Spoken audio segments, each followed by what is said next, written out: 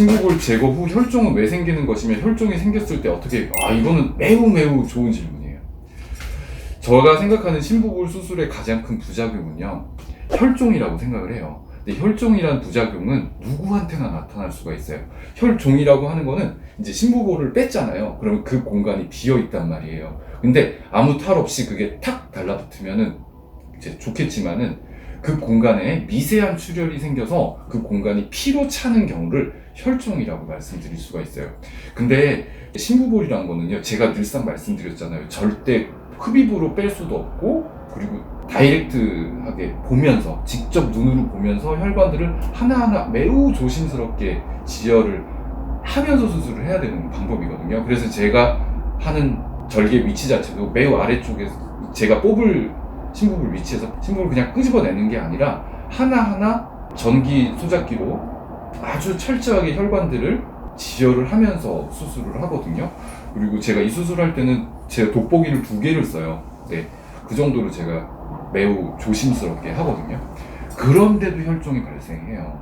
이제 남자분들이 보통 많이 발생되는데, 그래서 수술 중에 왜 이분은 철저하게 지혈을 했음에도 불구하고 혈종이 생겼을까라고 가만히 생각해 보면은, 수술 중에 이제 수면 마취로 저는 수술을 하잖아요. 근데 코골이가 너무 심하신 남자분들이 있어요. 네, 그런 분들이 보통 수술하시고 그냥 뭐 집에 가셨는데 압박밴드를 푸니까 부어오르기 시작했다라고 말씀을 하시거든요. 근데 이제 그런 분들 보면은 코를 너무 많이 고시는 분들이 있어요, 수술 중에. 이제 그런 분들이 약간의 혈종의 위험성이 있어요. 그리고 여성분들 같은 경우는 혈종의 위험성은 상당히 적거든요. 근데 이제 혈종 대신에 특히 중년 여성분들, 한 보통 50대 이후의 여성분들을 말씀드릴게요. 혈종처럼 부어서 오시는 분들이 있거든요. 근데 그분들을 가만히 보니까 다시 이제 혈종인지 아닌지 이렇게 체크를 하기 위해서 제가 한번 열어보거든요. 다시 한번 상처를 열어서 보는데, 그런 경우에는 혈종이 아니라 장액종이라고 쉽게 얘기하면은 진물이에요. 좀 진물이 고이는 경우가 있어요.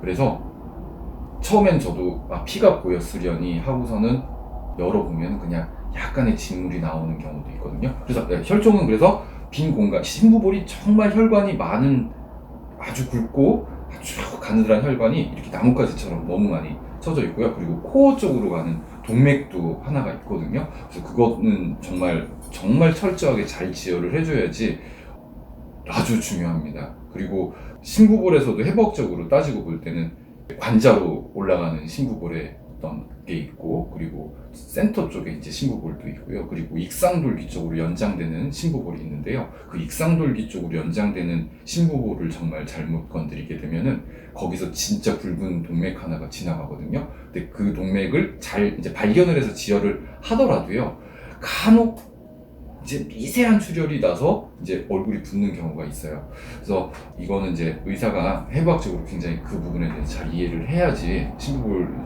혈종을 줄일 수가 있다는 게 이제 말씀을 드리는 거고요.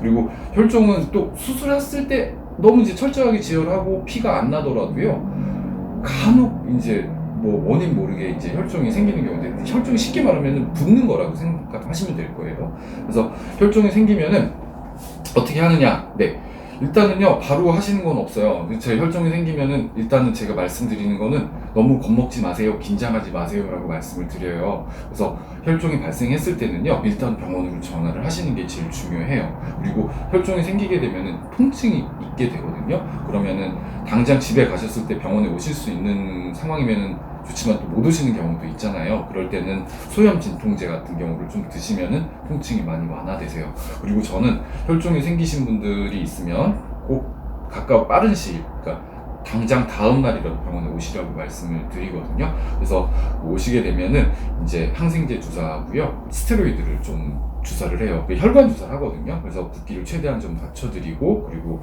소염 주사, 진통주사 이런 것도 다 드리고, 또 영양제도 좀 드려요. 비타민도 좀 드리고요.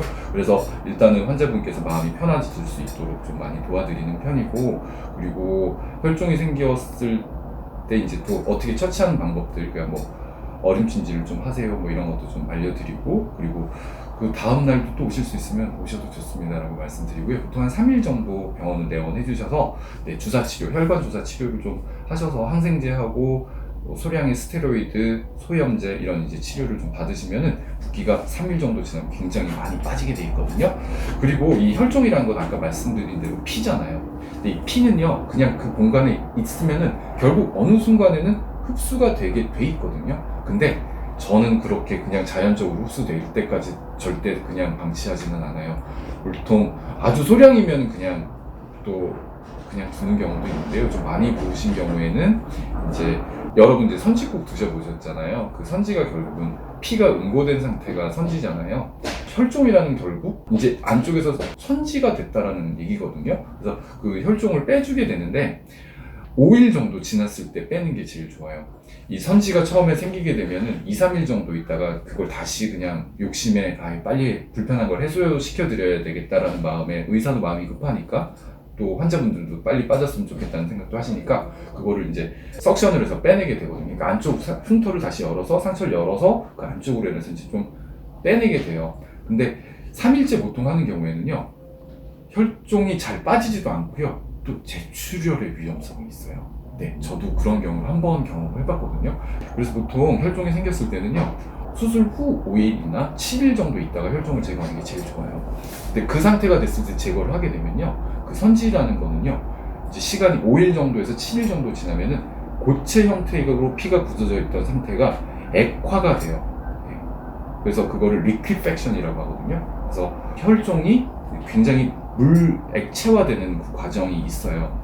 이제 그거는 이제 의대 다니면서 공부하다 보면 그거 알게 되거든요. 그래서 일주일 정도 되면 이제 거의 액체로 바뀌게 되고요. 손으로 이렇게 눌러봤을 때도 이제 그때쯤이면 통증도 많이 사라지고, 이제 뭐랄까 딱딱한 느낌보다는 꿀렁꿀렁. 왜냐면 이제 물로 바뀌었으니까, 액체 형태로 바뀌었으니까 뽑아내게 되죠. 그래서 이제 절개를 하면요, 거의 뭐 초콜릿 같은 색깔로 변해 있어요. 그리고 코코아 같이 이렇게 찐득하게 조금 아주 농도 짙은 초콜릿을 뽑아내는 듯한 그런 느낌이 들거든요. 그래서 그거는 이렇게 손으로 살짝 짜줘도 나오고요, 입안을 통해서. 그리고 또 석션을 통해서 안쪽을 세척을 해줍니다. 그리고 물로도 많이 씻어드리고요, 또 그 안에다 항생제로 또 많이 세척을 하거든요. 이제 그렇게 하시면은 그 붓기는 이제 다 빠져요.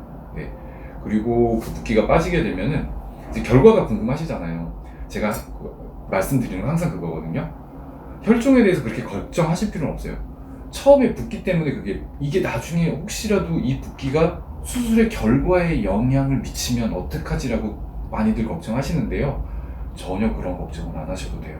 혈종이 다 완치가 되고 또 치료가 되면요, 보통 조금은 더 걸리겠죠. 피가 안 난 쪽보다는 난 쪽이 확실히 좀 붓기가 있고 회복이 느리겠지만은 결국 최종적으로 결과에는 아무런 영향을 미치지 않는다, 이렇게 말씀드릴게요. 물론 경과에는 영향을 미칩니다. 네, 붓기가 조금 더 오래 갈 거고요. 그리고 생각보다도요, 혈종이 많이 부어요. 그래서 이것 때문에 정말 깜짝 놀라시는 분들도 있거든요. 근데 다 그래도 많이 경험해봤잖아요. 제가 또 많이 수술을 해봤으니까. 그래서 일단은 마음의 안정을 좀 취하시고요, 병원에 오시면은 또 제가 잘 치료해드리니까요, 그런 건 걱정 안 하셔도 되겠습니다. 네.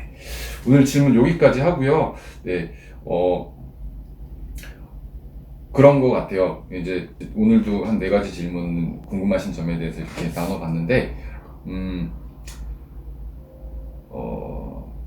이렇게 상상의 나래를 펴시는 거는 좋거든요. 걱정되죠. 내 몸에다 칼 대고 수술하는데 그게 걱정되거든요. 근데 늘 말씀드리는 거는요, 정확한 정보는요, 병원에 오셔서 상담을 하시고 의사한테 얻으세요. 네, 뭐 상담하는데 돈 드는 것도 아니잖아요. 근데 밤새도록 앉아갖고 계속 두들기면서 수술 받아보지도 않은 사람, 수술에서 이런 부작용도 겪어보지도 않은 사람, 수술 할 예정인 사람들이 만들어낸 질문에 되게 휘말리는 게 있거든요.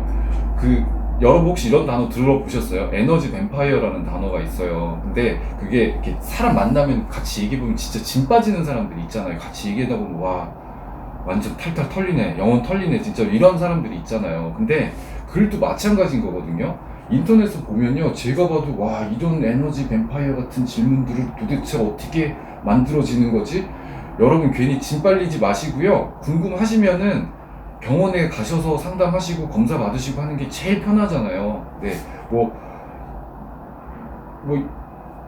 예를 들어 저 치아 얘기를 자주 하는데 치아가 아프면 당연히 병원 가서 검사 받고 하면 이게 되는데 인터넷에서 치아 충치 치료를 받으면은 뭐 치아 충치가 뭐 어떻게 있는 경우에는 더 충치가 진행이 되고 안 좋아지는 결과 그거를 왜 걱정을 하시냐고요. 일단 치료를 잘 받으시는 게 중요하잖아요. 마찬가지로요. 궁금하신 게 있으시면은 병원에 오셔서 꼭 의사하고 상담을 해보세요. 그게 제일 의사는 그러라고 있는 거고요. 네, 이 인터넷에서 이렇게 하셔서 에너지 뱀파이어들한테 구독자분의 진이 안 빨리고 정확한 정보를 얻는 방법이 있으니까 그렇게 해보시는 게 좋을 것 같습니다.